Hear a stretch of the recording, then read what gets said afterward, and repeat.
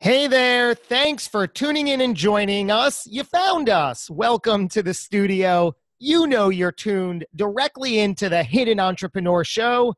I am your host, Josh Carey. Would you say that whatever business you're in, whatever industry you serve, that it's important for you to have an online and digital presence? Of course it is. You know that. And would you also say that depending on your skills, your strengths, your interests, you may cringe when you hear the word digital or the word marketing? And don't even get me started when you hear them put together and you hear digital marketing. Well, you have zero to worry about today since our guest is all about that and so much more. He is the founder of Krish Media and Marketing, which is a full-service technology development, online and digital media and marketing business consultancy. In other words, they help you succeed in every regard online. And get this, my guest fought his way to a first-degree black belt in Taekwondo, okay, and is the author of the book, 50 Shades of Marketing, Whip Your Business into Shape and Dominate Your Competition. I love what you did there. Welcome our guest, Naresh Vissa. How's it going, Naresh? It's going great, Josh. Pleasure to be on your show. Absolute likewise to have you here. So let me ask you right off the top about your book. Very successful, saw all the reviews, practically a 5-star rating on Amazon. Very impressive. The title, 50 Shades of Marketing. I get it. I see what you did there. My wife dragged me to that movie. But now the title, 50 Shades of Marketing, very, very clever, very ingenious. Isn't that in and of itself a lesson in marketing? Absolutely. So the book came out during a time when the whole 50 Shades of Grey phenomena hit the mainstream worldwide. So 2016 is when the book came out. 2015 is when the book came out. The first 50 Shades movie came out in 2015 as well. So the title of the book was obviously very timely, kind of piggybacking off of that whole 50 Shades phenomena. And on top of that, the subtitle, which I think is even more impressive than the main title, is Whip Your Business into Shape and Dominate Your Competition. So those keywords, whip, shape, dominate, those are recurring keywords throughout the 50 Shades saga. And you're asking, you said your wife dragged you to the movie. Well, I actually I skimmed through most of the books and read the first one from cover to cover. And the only reason why is not because of the content or the interest. It's actually because I first heard about the book while I was working full-time at a company. I heard the women at the office talking about it. I didn't think anything of it. Then I started to hear more and more references to this character, Christian Grey, and even men saying, that guy's like Christian Grey. And I'm wondering, who is this Christian Grey? Then finally I went to a marketing conference and they started talking about not just the book, but they were talking about the author, E.L. James, who really is an inspirational story to all entrepreneurs and authors out there, because she wrote the book from her kitchen table. None of the publishers would touch it. She sent it out to the big publishers. They wouldn't touch it. They said, this is too raunchy, it's too risque, and we've heard this story too much. No one's going to be interested in this. So she said, you know what, I'm just going to continue to write it because this is what I like. This is what, this is the inspiration that I'm getting, and I'm going to share it with my community of online message boards and online message forums. So that's what she did. The book was free. She was just passing it along, documents of the book along. It ended up going viral. People liked it. Women really liked it. And long story short, within a 1-year period of time, it went viral. It caught the attention of the publishers that initially rejected her, and they bought out the rights to the book for approximately $5 million. And the franchise has gone on to make more than $1 billion, not just book sales, but the movies, the merchandise, really everything around that franchise. So I think that's an inspirational lesson to business owners and to authors, which I'm both. And 50 Shades of Marketing was essentially not just a reference, I think a witty reference to E.L. James and 50 Shades of Grey, but I, running my business, Krish Media and Marketing, realized that so many of my clients just did not understand marketing in general, basic marketing concepts, online and digital. And I have, I went to business school, and the marketing professors don't even understand it because they're academics. They look at numbers, they look at data, but they haven't actually gone out there and marketed a product or sold something in their lives. So that's why I wrote 50 Shades of Marketing. And it's, like you said, it's done quite well. I love so much of that. Thank you for elaborating on that. What exactly don't people know about marketing that is so important that you just alluded to there? Well, the first chapter of my book is, I would say the first couple of chapters are the most important chapters of my book. And those two chapters focus on, one, the concept of direct marketing, which we can get into certainly. And the second concept, which I think in today's age, the second concept or chapter focuses on email, the importance of email marketing. So most people, when they think of marketing, they think, oh yeah, just take someone out to lunch, or, advertise in the newspaper, or they don't really understand the ROI. And the book 50 Shades of Marketing really focuses on ROI, on return on investment, because all the other stuff, social media, Facebook, Twitter, yeah, it's what people think, because they look at CNN and they see the president of the United States posting something on Twitter. So they think, oh, that's a good marketing channel. But what they don't understand is marketing requires money. Marketing requires spending. And so we can talk a little more about direct marketing if you'd like. We can talk a little bit more about email marketing. But those two concepts are really the crux of our firm's marketing strategy, the side ventures that I work on, that marketing strategy, and really the crux of the book 50 Shades of Marketing, and how to market, really how to whip your business into shape and dominate your competition. I like how you mentioned that not only the title, but the tagline has those standout words: whip, shape, dominate. What does the entrepreneur who's listening take away from that? Is it that you should find something of popular culture to reference? Is it something you should find witty and creative? Is it something that turns heads and gets attention, or a combination thereof? Well, that's just what you're bringing up is one aspect of marketing, which is called copywriting. And I have maybe 2 or 3 chapters dedicated to what's called copywriting. Copywriting is essentially, we're not talking legal copyright. We're talking copywriting as in sales copy, advertising copy. That's the words that you see when you drive down the street and you see the billboards, or you see an advertisement in a newspaper. Copy is advertising text. It is meant to persuade people to take action. This is just one of countless, hundreds of strategies that I cover I should really say 50 or so strategies that I cover. This is one shade, which is copywriting. There's so many other things, but I will say the best copywriting will generate the highest returns. So I'm going to say that again: the best copywriting will generate the best and highest returns. What I mean by that is we are very emotional beings, and a major reason why we make our purchases is because of the emotion. If you just look at the news, for example, and you look at what Facebook and Twitter and what these social media platforms have turned into, they've essentially turned into online and digital 21st century broadsheets, newspapers, where people are posting stuff, not because of the facts.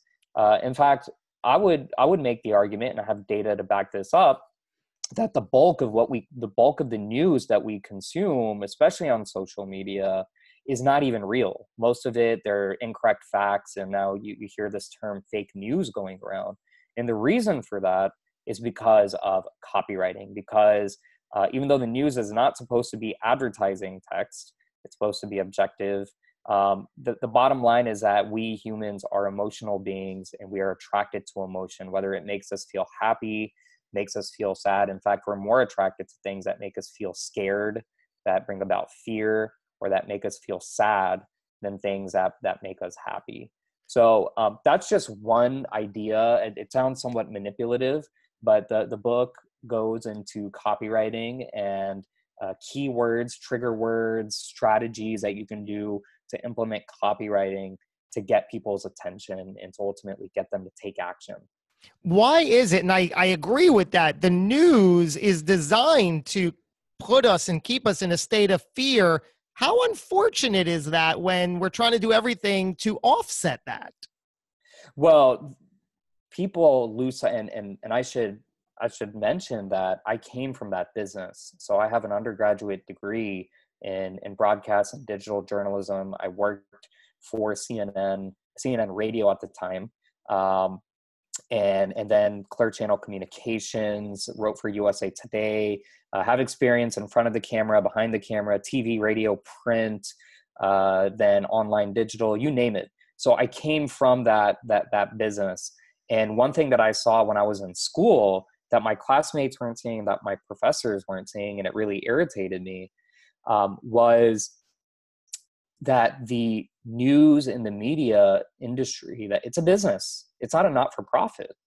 And at the end of the day, it's about the money, the layoffs, the job openings. It's about the money. And I remember at one time I was working at a major media company, and the essentially the head of the company, or of our division, told me, he said, look, your job is to fill the space in between the ads. And that's a very, very different, it's very different from saying your job is to cover the truth or report the truth or get people to report the truth. But this was in a very vulnerable, unstable, precarious financial time. This was back in 2009. And I think that general idea, even though it was 2009, I think it's really, if you look throughout history, this concept of hyperbolic news, of fake news, propaganda, this didn't start in 2008, 2009. This didn't start in 2015, 2016 with Trump. This started really since the beginning of the printing press and the advent of news itself. News really came out because of gossip. News came out because people like to talk to each other. They said, they would gossip about each other, and some interesting things would come out. And that's essentially what made news what it is today, going way back through the centuries. So people lose sight of the fact that the news is a business, and their job at the end of the day, they can say that they're trying to report the truth and all that, but their job is to make money. Their job is to fill that space in between advertisements, because they need that advertising dollars. And I actually wrote a book that came out last year, and it's called Trump Book, similar to Facebook. It's called Trump Book, and it goes into, I dedicate an entire chapter to the news media and why people should not fall victim to the news media. It's easy to become brainwashed, especially if you already have preconceived notions. And instead, people should focus on themselves and their own situations, instead of turning on the TV and taking for gospel whatever is reported on various news media. There is so much fascination to that, and I've heard that before, and I can't believe you were on the receiving end of that at your time in the working at a media organization. They told you your job is to fill the space between the ads, between the commercials, because the more people that tune in are going to watch the ads, and the advertisers pay them more money. It's amazing. Yeah. And now I also wrote a book called Podcastnomics. So the radio industry has really plummeted since 10 years ago when I got started. And I'm very, very involved in podcasting, and a podcast producer, because our company manages at least 30 different podcasts, whether we help launch them, produce them, monetize them, consult with them, book for them, etc. And a radio producer told me that for one of our clients, they said, your client cannot mention Bernie Sanders on the air. That's what the producer told me. That's what she said. Look, there's a political discussion, but you cannot mention the name Bernie Sanders on the air, whether it's pro Bernie Sanders, anti Bernie Sanders, you can't mention it on the air.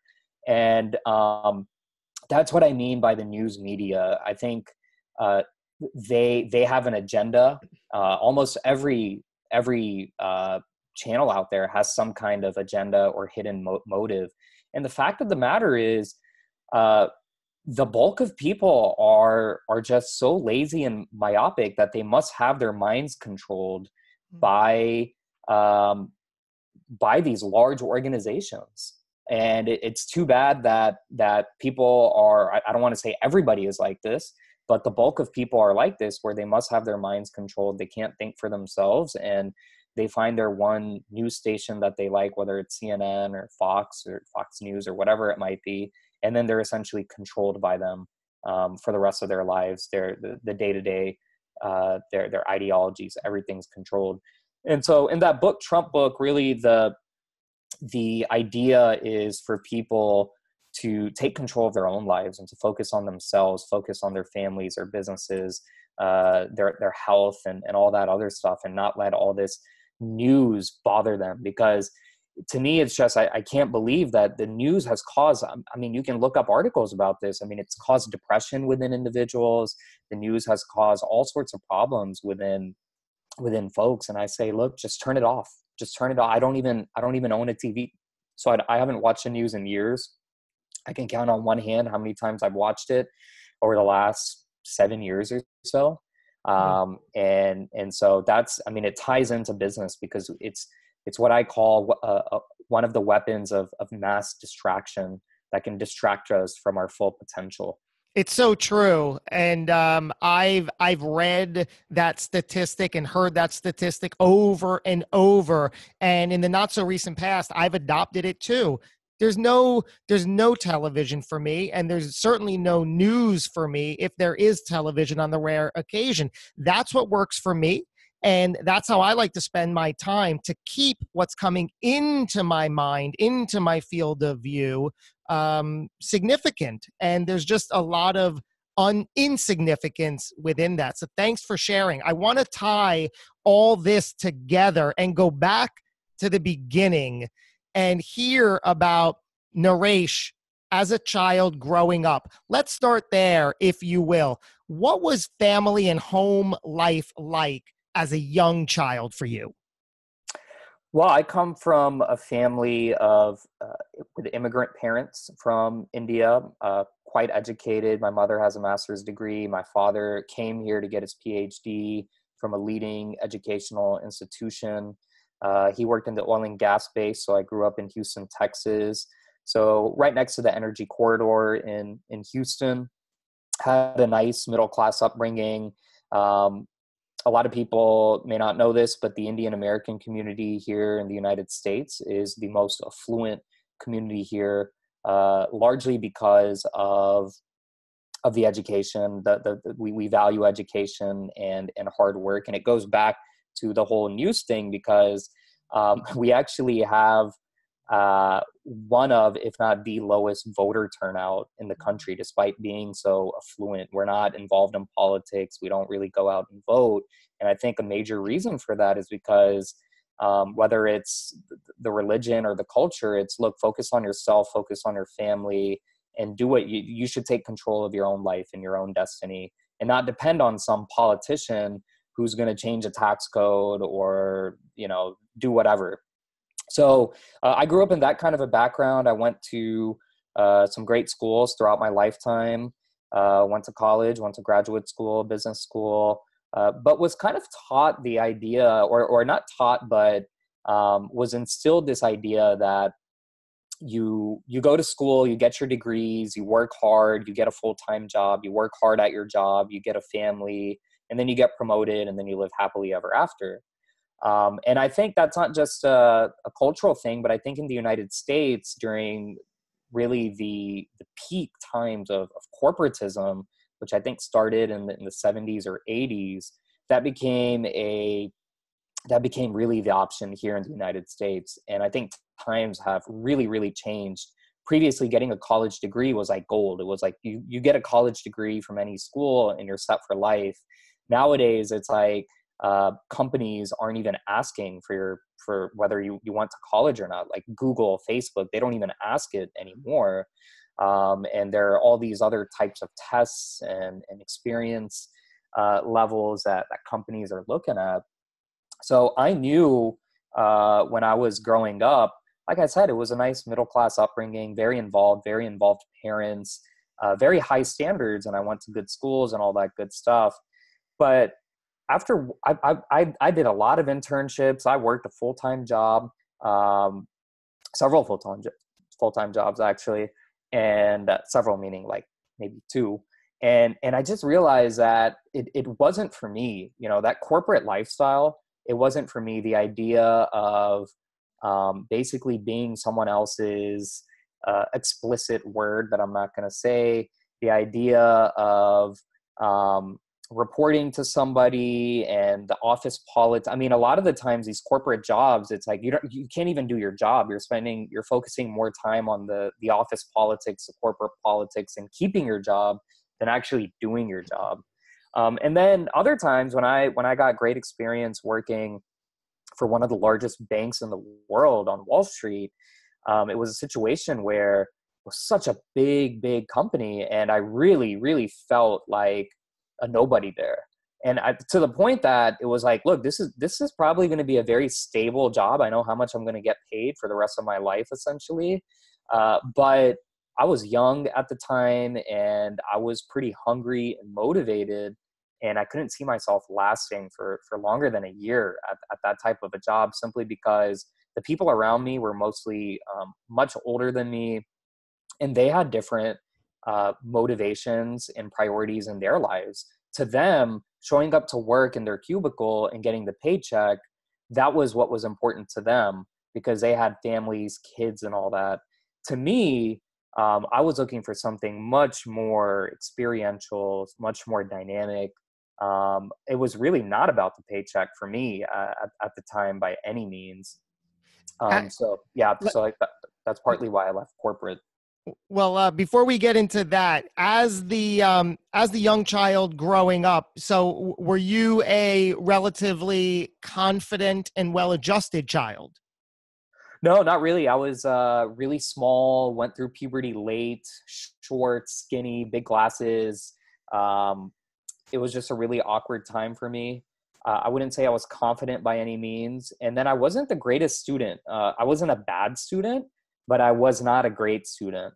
I would say I was maybe like a borderline good student, which put a lot of pressure on me because, like I said, I came from a family that did very well in school, has all these degrees. I have an older brother who was just naturally smart. I mean, he just naturally got all A's and just amazing at math and just killed it in everything that he did. That was not me. I was a guy who struggled, who had to read the textbooks, couldn't stay awake, struggled, and still was a decent student, but I was not innately that great by any means. So the pressure of family, the older brother, and then going to probably one of the best schools in Houston, everyone else around you, at least in my class, was just way smarter. And it's funny because that school, I don't know if they still do this, but the way they would divide their classes, it's not like you pick your class, because it was like middle school. They would put all the smart people in one class, and then they'll basically rank you, and they would say, okay, the 25 smartest people are in this class, and the next smartest people are in this class, and then like the 25 dumbest people are in the third class. So I barely squeaked into the smart class, but I was, probably like number 23 or 24 or 25 in the smart class. So I was always comparing myself to those individuals who were just way smarter. And it was a little bit difficult. It was a little bit tough doing that. But that's kind of been that kind of moving on to even when I went to graduate school at Duke University. I don't know how I got in, but I got in. I got a merit scholarship there. And the same situation happened, but I was older and much more mature by the time I got there. I think I graduated in pretty sure I graduated in the lowest quartile, the lowest quartile of my class. But I've kind of figured things out. I figured the world out a little more by that stage when I was in my early to mid 20, I was like 22, 23. And I figured things out and ended up actually graduating with the highest paying job in my class. And despite graduating from the bottom of my class. Before we move on to that now, in high school, you had told me you were the president of your high school student body. Is that right? That is correct. So it was not the entire student body. It was president of my class student body. So it was like, close to 130 people or so. And that was another instance where I kind of had to get creative in that campaign trail, because your classmates have to vote for you. And I was not captain of the football team, or in fact, I was the bench warmer on the junior varsity basketball team. That was my claim to fame. Yeah, I know that role. Yeah. It was, I think I was like the 12th man on that team. And that's pretty much all that I was known for. No, starting basketball, football, none of that stuff. And I was very interested in running, and I was going up against the captain of the football team and the captain of the varsity basketball team and all these other people. Why were you interested in running? What was motivating you there? Well, to be honest, at the time, part of it was selfish, like a challenge that I wanted to take on upon myself. Part of it was being president of a prep school, probably one of the most noteworthy prep schools in the entire state of Texas, goes a long way on a college application. Part of it was that, and then part of it was improving my own social status among my peers. I was new to that school because I switched from middle school to high school, from one private school to another private school. The new private school that I went to for high school, let's just say that it was essentially a culture shock for me, because I went from a middle school where most of my friends were like Asian. I went from a school like that to almost 95% Caucasian, like wealthy Caucasian. And when we're talking wealth, I mean, the amount of wealth these kids had, they were driving around Mercedes, BMWs that they got for their 16th birthday. Their parents would be on the news all the time. Their parents would be the mayor of Houston, or some billionaire oil tycoon, or the attorney defending the Enron, the Enron really convicts. So it was a complete cultural shock, where I went from like a working class kind of immigrant oriented, Asian dominated school to like wealthy Caucasian, just, completely different. And it took some adjusting, and I don't know if I ever fully adjusted. So the idea of running for president it was a challenge for me. I took it up as a challenge, and I ended up basically coming out of nowhere. I didn't have that many friends. I didn't really fit in socioeconomically, even background wise, color wise, whatever you want to call it. And it was all in my head. And that's something that I think people in this country, it's almost like a cop out. This is racist, that's racist, it's because of my skin. But it really, looking back, it was all in my head. It had nothing to do with the other people. It was all in my head. And the fact that my classmates voted for me, showed me that there was no racism or discrimination, or everything was just played up in my head, because it was it was brand new being in this type of an environment. So all those reasons kind of contributed to my running for class president and ultimately winning. How did you win? Why did you win?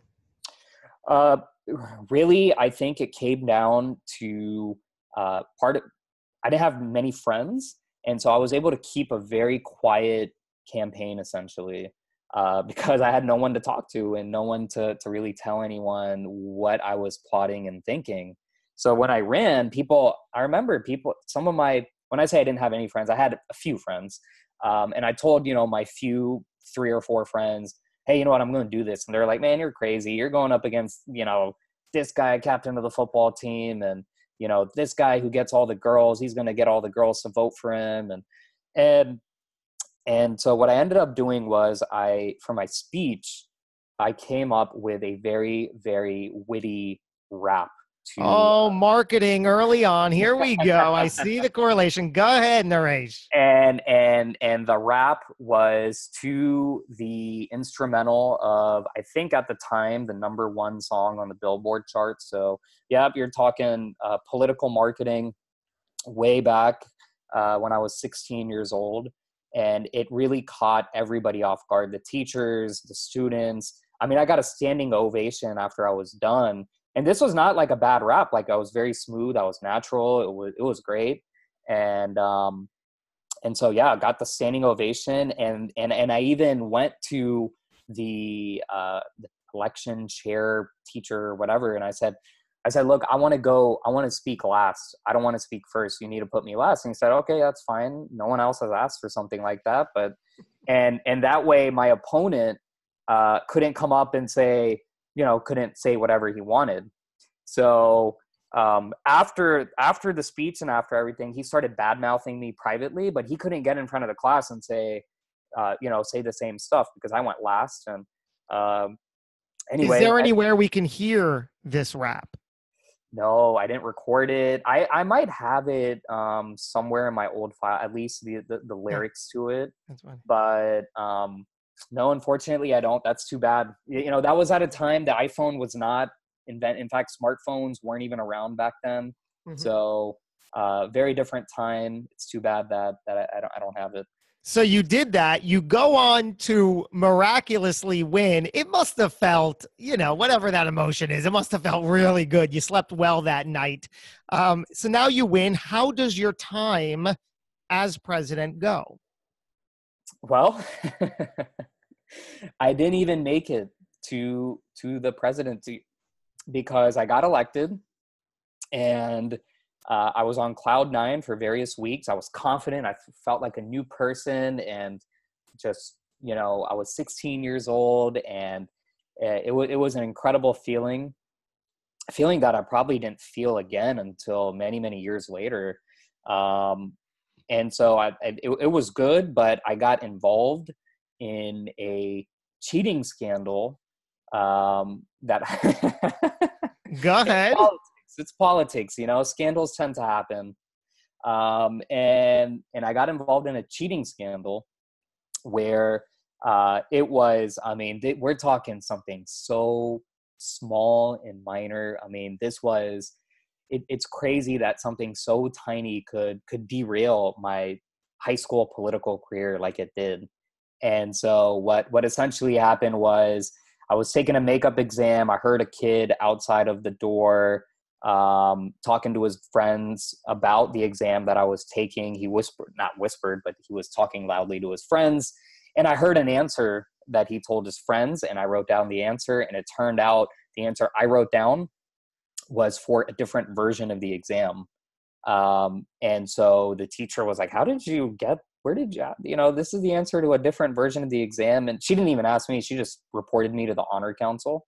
And that tiny little incident ended up costing me my presidential position. And right now, look, it's high school presidency. I can talk about this and big freaking deal. But at the time, given my situation, for a naive 16-year-old who wasn't exposed to much in his life, the underdog. This was like close to the end of the world for me. This was like there's no point in living life anymore. Like my world is done. This is the end. I'm not going to get into college. I'm not going to be able to do anything. So it was really shattering for me, at the time when it happened. But looking back, those struggles, those, setbacks, they've not only taught me a lot of lessons, and have helped me personally, emotionally, professionally more than anything else.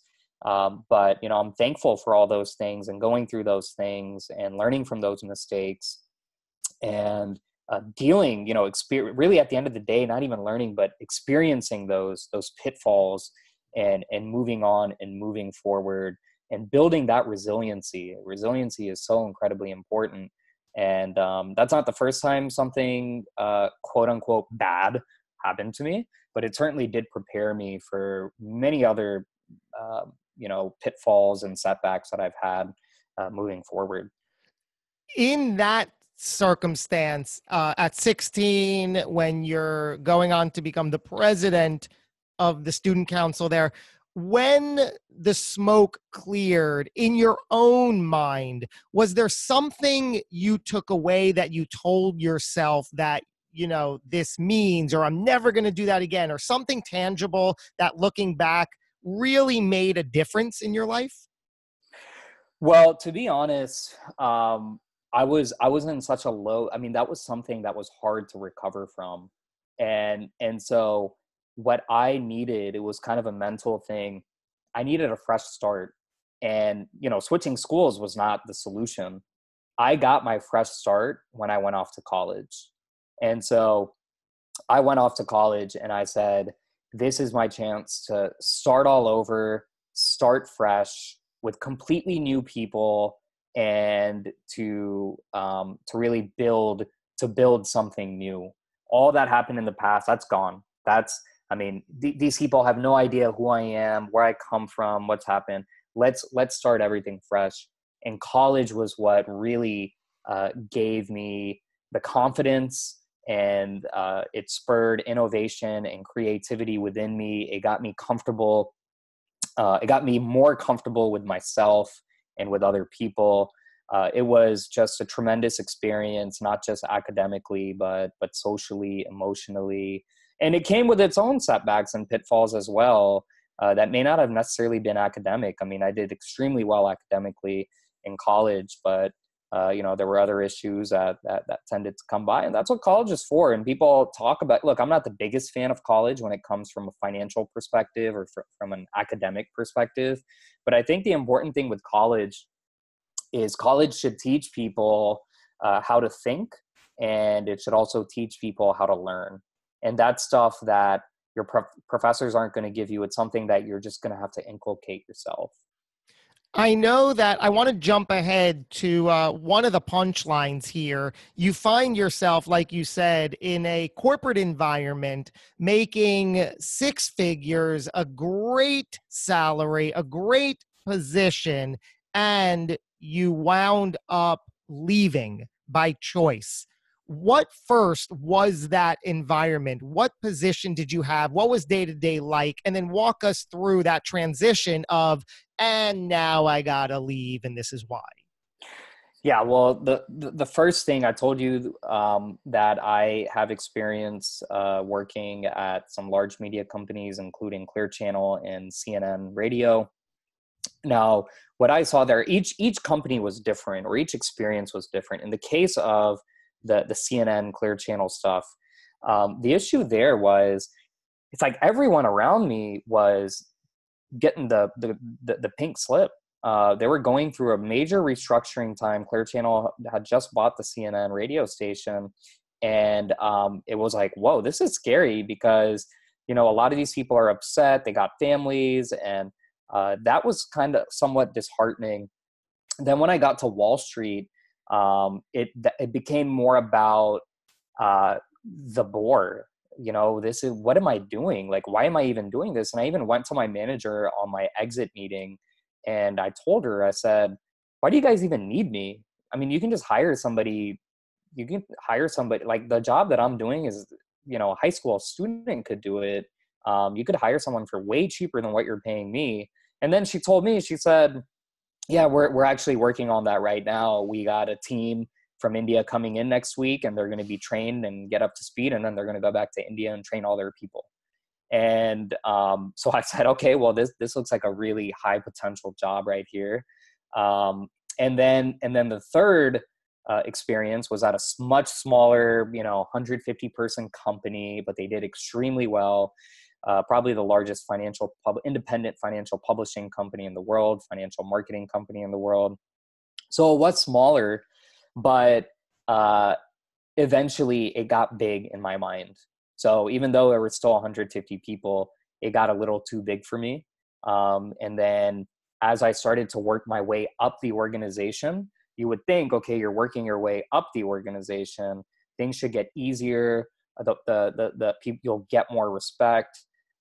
That's not what I experienced. It's like, as I started to move up within the organization, things got worse. The hostility towards me got worse. Anyway, I had side hustles going on even before I started working full-time at this company. It was while I was in graduate school.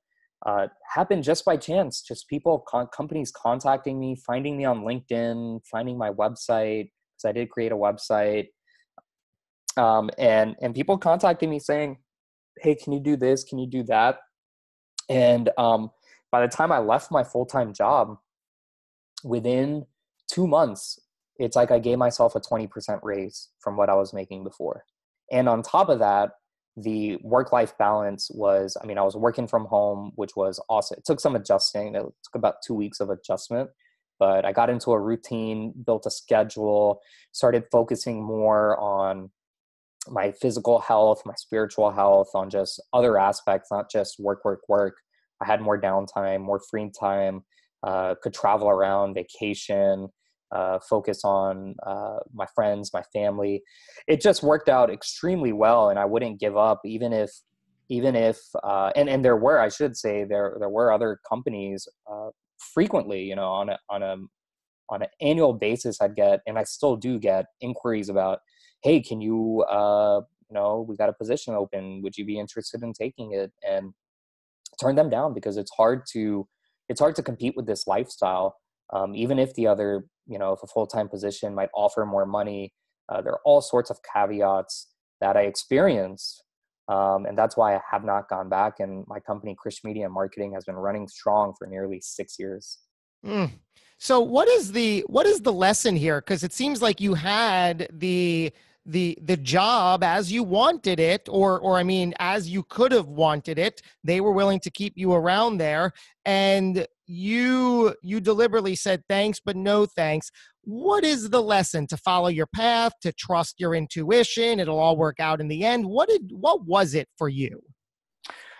Well, a couple of things. First off, at the company, like I said, there was some hostility, and without getting too deep into those issues, there was a bit of hostility, and I was new to Baltimore at the time, didn't really have any friends. And the last thing I want, when all I have is my job, the last thing I want is to be unhappy about going to work every day. And actually, when I started my company, my first clients, like when I went all in on my company, my first clients were competitors to my former employer. I didn't have a non-compete or anything. So it's like, boom, I left, and the competitors, because I worked at the Goldman Sachs within that industry, the competitors were like, hey, let's talk. Can you do this? Can you do that? And I had already built and established relationships with them. So that made it easier when, within 1 week, I had 25 interviews or conversations with other companies, or around 25. And that was very encouraging. And then, like I said, within 2 months, it's like I gave myself a 20% raise. I could create my own schedule. I wasn't really reporting to a boss anymore. And I was only 24 at the time. So I was in my mid-20s. And I said, this is awesome. This is, more people should do this. And I remember telling family, telling friends, I said, yeah, I'm going to start a business from my living room in downtown Baltimore, and I'm just going to sit on the couch and make money. And they were like, you're freaking crazy. Like, you went to the, graduate school, business school, and you did this and that to get a good corporate job, and you're just going to sit on your couch and expect money to come flowing to you. And I say, yeah. And 6 years later, that's pretty much what's happened. So was there some naivete within that, or is that part of it, or was it not about that at all? Well, actually, to piggyback a little bit on your last question and to answer this question, that side hustle is really what jump-started everything. If there was no side hustle, I would probably still be working within that industry today full time. The side hustle is what gave me the confidence to say, you know what, not only can I walk away, but I can pursue this for a while. And the fallback was always, if this doesn't work out, I'll just go back and get the full-time job, because I was not having a problem getting interviews or talking to companies and them trusting or believing in what I did.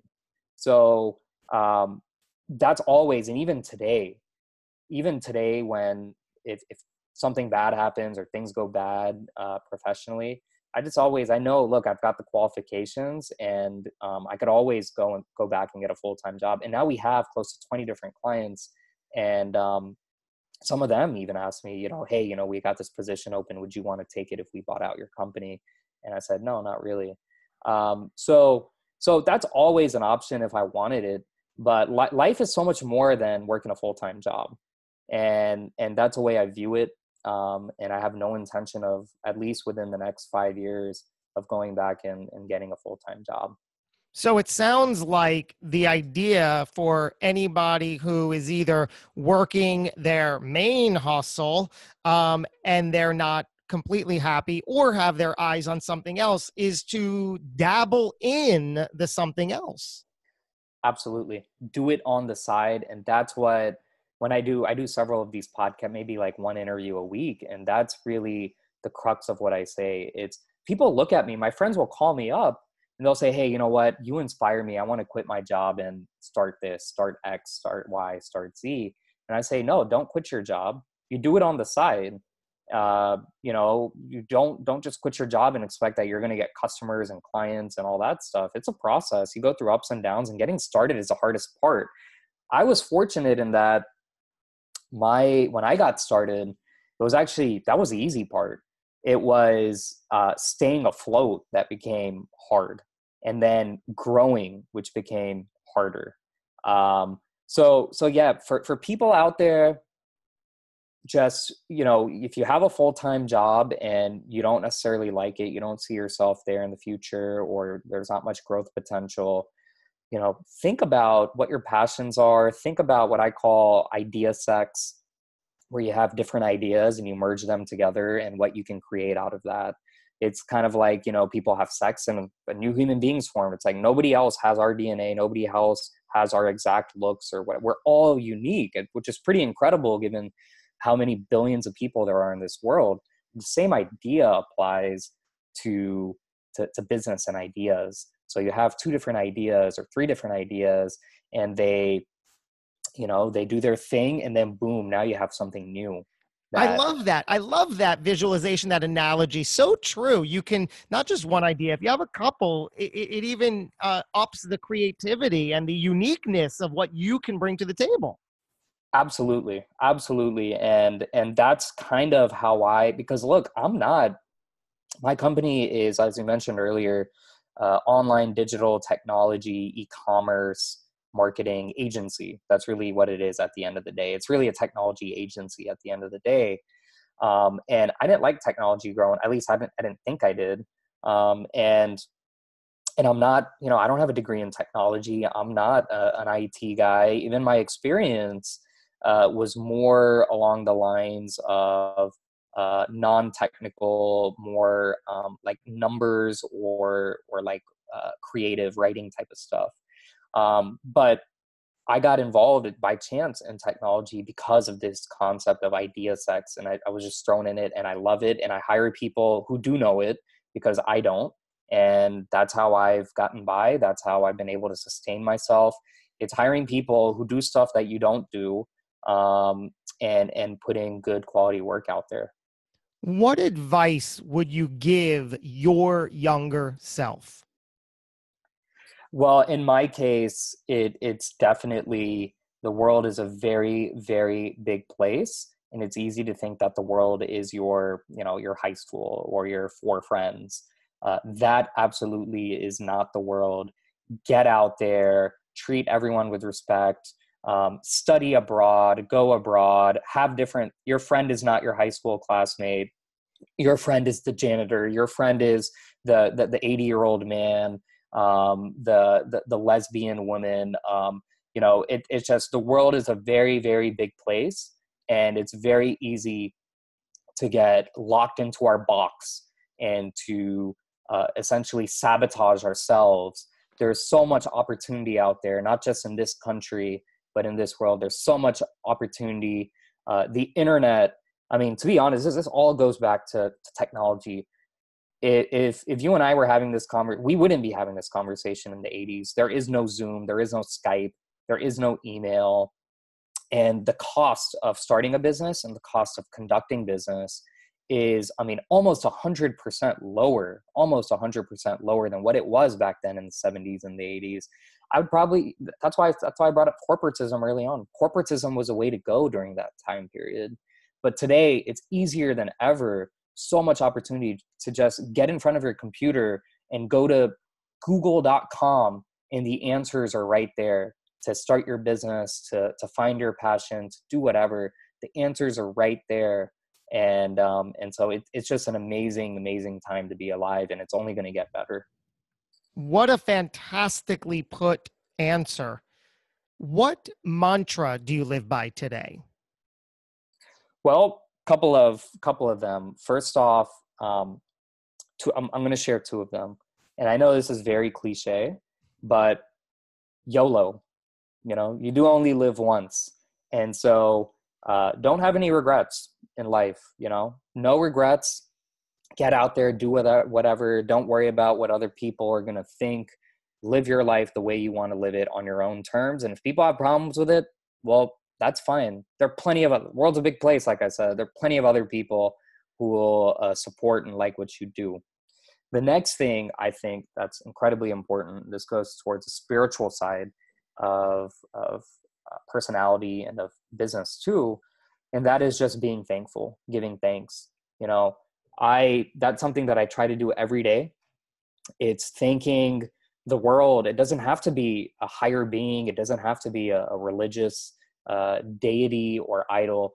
It's just, I am very thankful right now to be on this podcast, Josh. I'm thankful to be talking to you. I am thankful that I'm healthy, I'm breathing. I'm going to get in my car and drive somewhere. I'm thankful that I can afford to have a car and drive somewhere. I'm thankful that after we're done with this conversation, I'm going to eat a nice meal that's already in my fridge.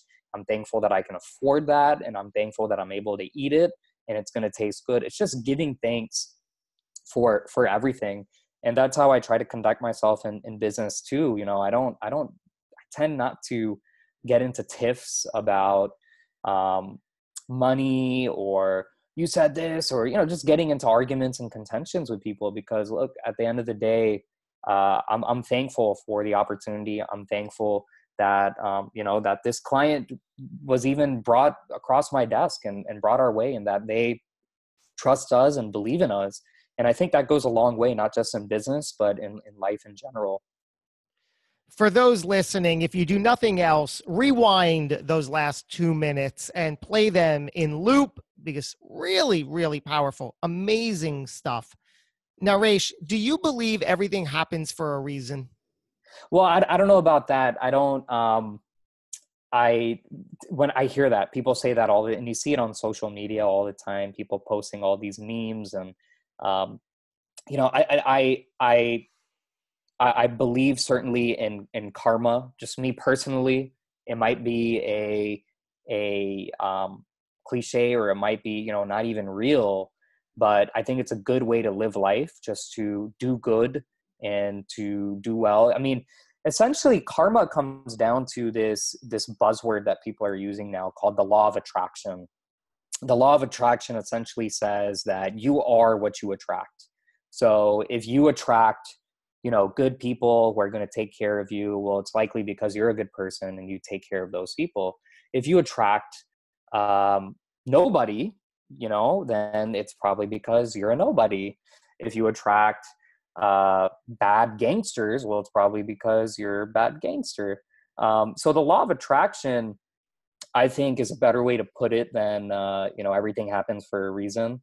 I think people, like I mentioned earlier, should just do their best to maximize their lives and their daily lives. Everything that they do, just try to maximize it. You only live once, just kind of summarizing what I said earlier. And yeah, things are going to happen. Things are definitely going to happen, good things and bad things. And whether they happen for a reason, I'm not sure, but it's important to, as Winston Churchill once said, when you're going through hell, just keep going. Are you spiritual or religious in any ways? Yes. So I brought up the spirituality. To me, spirituality is giving thanks. That's really all it is. It's giving thanks, not just to people, but to just your situation. It doesn't have to be a higher being, a Lord, a God, an idol, or anything like that. Now, I happen to be religious. So maybe my spirituality comes from my religion. I have no idea. I do yoga. I meditate. I pray. I go to the temple. I've gone on pilgrimages, religious pilgrimages. I've got some great pictures from some awesome places. And I even have a set of friends who I consider my spiritual friends or my religious friends. So I happen to be like that, but not everyone's like that on the religion side. But I think spirituality, they don't understand. A lot of people don't understand what spirituality is. They think spirituality is what I just said, going on these pilgrimages and praying and talking to God, believing in God. Absolutely not. In fact, I would say some of the most spiritual people I know are atheists who don't believe in any of that stuff. So spirituality means much more than religion. Spirituality is essentially getting in touch with yourself and who you are, being comfortable with yourselves, but on top of that, most importantly, being thankful and giving thanks. Magnificent. What do you believe happens when it's all over, when our time here on Earth comes to an end? Well, that's a really tough question to answer, obviously, because none of us know. I come from a religion that believes in reincarnation. And so I brought up this concept of karma and the path to enlightenment, what we call moksha, and all sorts of things. And look, to be honest, I personally don't take all of that too seriously. I take karma seriously because of the law of attraction and because I just believe in the goodness of giving thanks and the goodness of being nice to people and helping people.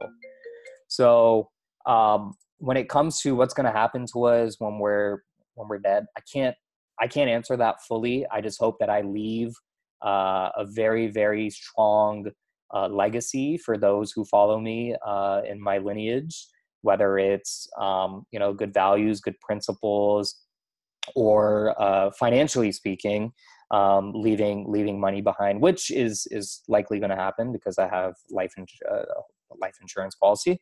But I think some people get caught up with all that of, this is what I have to do because of the afterlife. And I'm not one to live my life worrying about that on a regular. That's just me. That's just me personally. I choose to live preferably in the moment and to plan for the future accordingly.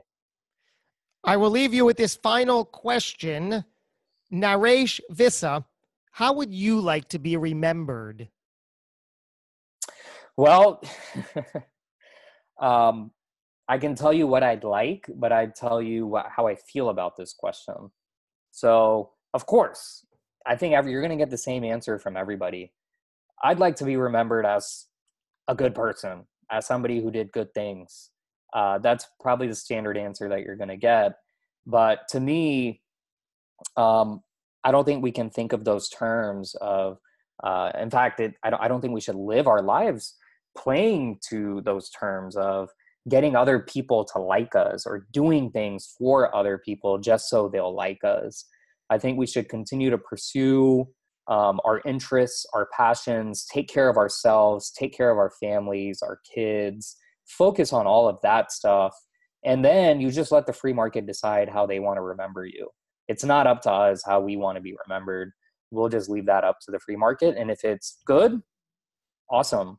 If it's not good, well, at least I know that I've lived my life to its full potential and I've maximized everything that I could do. Well, you are absolutely correct. I have never heard the answer quite like that. And I appreciate that. Thank you for spelling that out. It's just absolutely magnificent. What I would like to say is here we are, 50 Shades of Naresh. My goodness, thank you for showing up, right? Maybe that's your biography. Who knows? Your autobiography. Why wouldn't it be? Literally 50 Shades of Naresh. What a theme, what a dialogue, and my goodness, what a person you are. Thank you kindly for showing up and opening up today.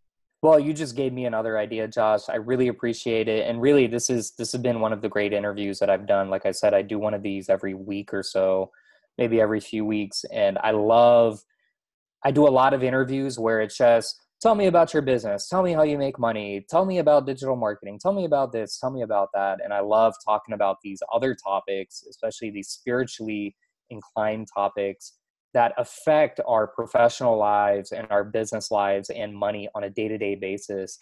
People don't take these topics seriously. And I hope that I was able to share, my lifestyle, my beliefs, my opinions with your listeners and with you, and that it'll help them moving forward. Well, thank you for pointing that out. You have found me out. I love hearing it spelled back from a great guest like yourself. So thank you. That's exactly what I'm going for. And I'm glad together we have achieved this. Of course, the circle is not complete until you listening have listened. So I want to thank you for spending your time. If there was something that motivated you, inspired you, got you thinking, do something with it. Take one small action, put something into place, or else nothing changes. Again, I am honored to have you spend your time with us today. We'll do it again real soon. Until we do the good work and go get 'em.